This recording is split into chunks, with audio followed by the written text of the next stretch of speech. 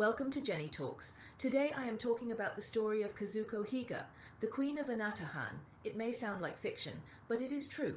At the end of World War II, a young woman found herself stranded with 32 young men, full of testosterone, on a remote island in the middle of the Pacific Ocean.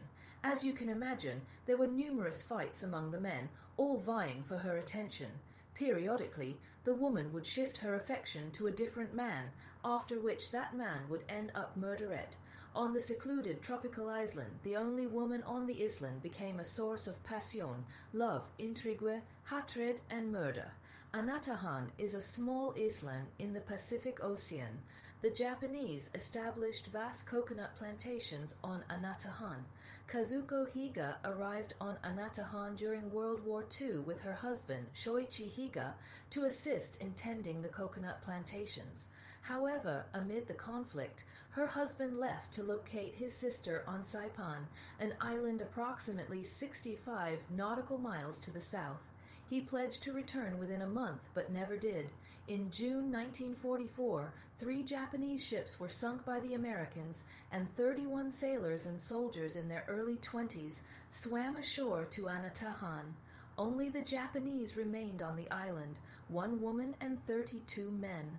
The plantation manager, Kikuichiro Higa, who coincidentally shared the same surname as Kazuko's husband, proposed to Kazuko that they marry as a means of safeguarding her from the sailors.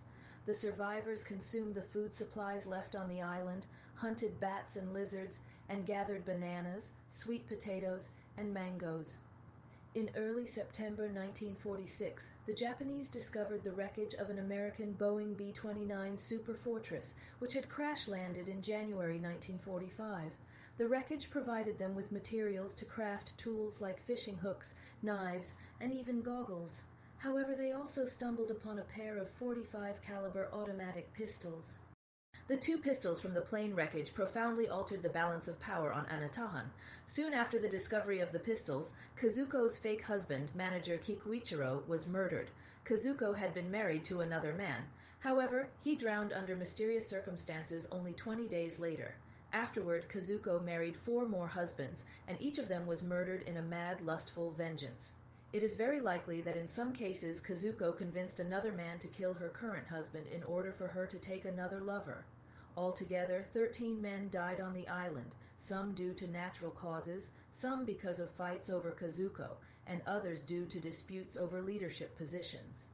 In 1950, the men realized that she was more trouble than she was worth and agreed to kill Kazuko. However, she received a tip-off, ran away, and hid in the jungle. There, she signaled the passing American ship, Miss Susie, and was rescued. In August 1945, Japan surrendered.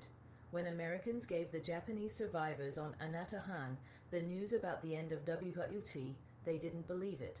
They thought it was a trick.